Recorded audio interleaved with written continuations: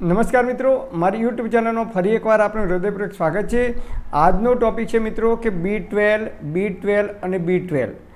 B12ની ઉણપ આજે ઘર દીઠ જોવા મળે છે એમ પણ કહી શકાય। નાની ઉંમરની અંદર 28 વર્ષ, 30 વર્ષ, 32, 35 ને 40 વર્ષની નાની ઉંમરમાં મેં એવા કેટલાય લોકોની મેં મુલાકાત કરી છે કે જેમને B12ના ઇન્જેક્શન લેવાની શરૂઆત કરી દીધી છે।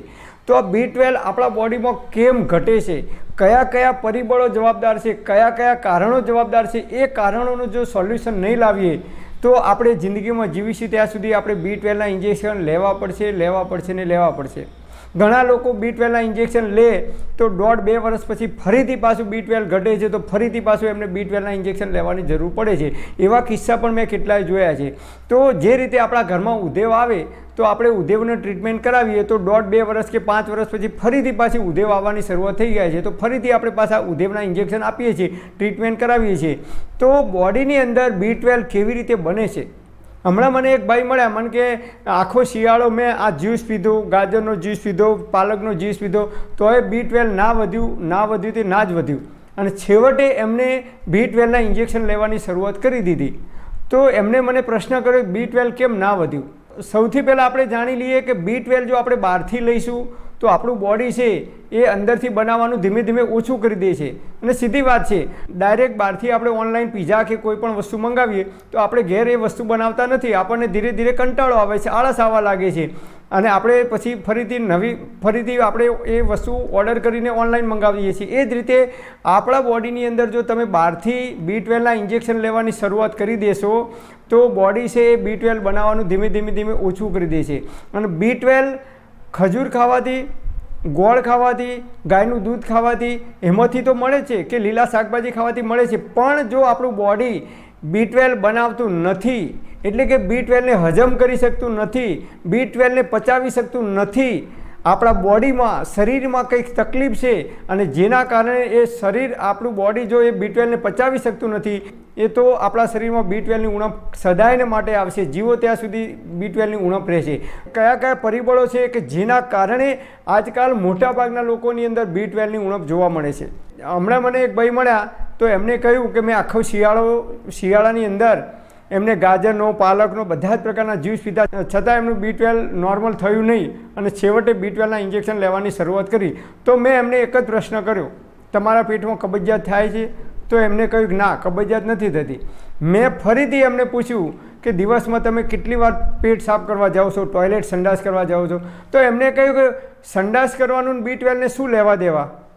મેં કીધું આયુર્વેદ કહે છે કે તમારું પેટ જો સવારે ઉઠીને તરત વિધિન 2 મિનિટ્સ, ઓનલી 2 મિનિટમાં જો તમારું પેટ સાફ ના થાય તો સમજી લેવાનું કે સમય આવે ત્યારે ગમે તે એક બીમારીનું રૂપ ધારણ કરી શકે છે। કારણ કે આયુર્વેદમાં કહે છે કે કબજિયાત એ કોઈ રોગ નથી, પણ કબજિયાત એ બધા જ રોગોનું મૂળ છે। આટલું જો આપણને સમજણ પડી જાય તો આપણે મોટા ભાગની બીમારીઓથી બચી શકીએ છીએ। તો એમને કહ્યું કે સંડાસ ના થાય કે થાય એને B12ને શું લેવા દેવા? તો મેં કહ્યું કે તમે સવારે ઉઠીને પેટ સાફ કરો તો કેટલી વખત જાઓ છો દિવસમાં? તો એમને કહ્યું ઘણીવાર હું 2 વખત જાઉં છું, કોઈક વખત 3 વખત પણ ટોયલેટ કરવા જાઉં છું, કોઈક વાર સવારે ના થાય તો બપોરે જાઉં છું, પણ એમને કહ્યું કે મારું પેટ સાફ થાય છે। મેં કીધું તદ્દન ખોટી વાત। દિવસમાં તમે 2 વાર ટોયલેટ જાઓ છો કે 3 વખત જાઓ છો કે કોઈક વખત સવારે જાઓ છો અથવા કોઈક વખત બપોરે જાઓ છો, કોઈક વખત સોજે જાઓ છો, એનો મતલબ તમારા પેટમાં કબજિયાત છે ને કબજિયાત છે। આ સૂત્ર જ્યાં સુધી આપણને મગજમાં નહીં ઉતરે ત્યાં સુધી ઘણા બધા લોકોને એવું હોય છે કે હું તો દિવસમાં 2 વાર જાઉં છું ટોયલેટ, મારું તો પેટ સાફ થાય છે, પણ એ ખોટી વાત છે। સવારે ઉઠીને તરત વિધિન 2 મિનિટ્સ, ઓનલી 2 મિનિટમાં પેટ સાફ ના થાય તો સમજી લેવાનું કે એ કબજિયાત છે આયુર્વેદ મુજબ। તો મેં એમને કહ્યું કે તમે માત્ર હરડેનું નિત્ય સેવન કરવાની શરૂઆત કરો અને ત્રિફળા ચૂર્ણનું સેવન કરો, બંનેમાંથી એક સેવન કરવાની શરૂઆત કરી દો। 21 દિવસ સુધી આનું પાલન કરો નિત્ય અને તમારું બોડી કમ્પ્લીટ સાફ થવાની શરૂઆત થઈ જાય પછી તમે B12નો રિપોર્ટ કઢાવી દેજો।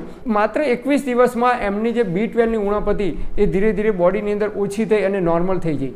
તો એનું કારણ એક જ હતું કે એમને કબજિયાત થતી હતી અને જ્યાં સુધી કબજિયાત થાય ત્યાં સુધી આપણા શરીરમાં અનેક પ્રકારના રોગ થાય।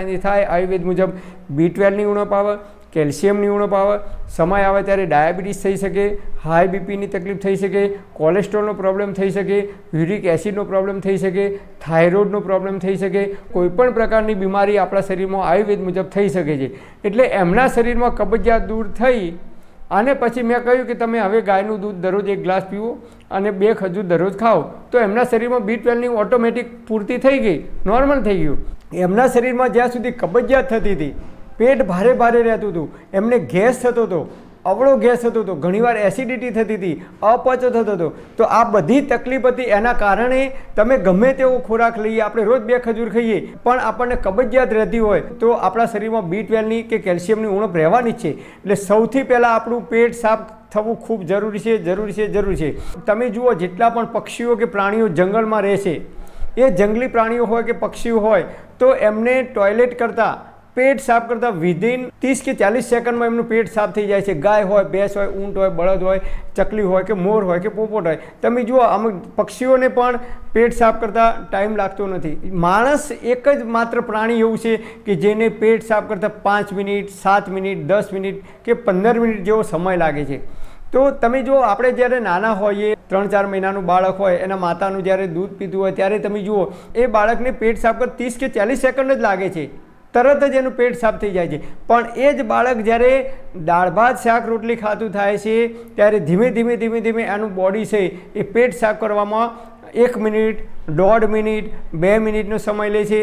ધીમે ધીમે આપણે એવા ખોરાક લઈએ છીએ એના કારણે 3 મિનિટ, 4 મિનિટ. અને બહારના પેકિંગવાળા junk food, fast food, ice cream, Coca Cola, ઠંડા પીણા, બરફનો ગોળો, આવી અનેક પ્રકારની આપણે વસ્તુઓ ખાવાની શરૂઆત કરી દીધી ત્યારથી ધીમે ધીમે ધીમે આપણા બોડીની અંદર કબજિયાતની શરૂઆત થઈ ગઈ છે. તો B12ની ઉણપ હોય તો સૌથી પહેલાં કબજિયાત દૂર કરવાની. નંબર 2, સફેદ મીઠું ઓછું કરી દેવાનું, એની જગ્યાએ સિંધવ મીઠું ખાવાનું. નંબર 2, સવારે ચા બંધ કરી દેવાની, એની જગ્યાએ તમે ગોળની ચા પીવી હોય તો થોડીક પી શકો. અને એની અંદર દેશી ગાયનું શુદ્ધ ઘી હોય, ઘરે બનાવેલું જાતે, તો 1 ચમચી ઘી નાખી અને ચા પીવાનું રાખવાનું. નંબર 3, રિફાઇન અને ડબલ રિફાઇન તેલ આપણે ખાતા થયા છીએ ત્યારથી આપણા શરીરમાં અનેક પ્રકારની બીમારીઓ આવવાની શરૂઆત થઈ છે.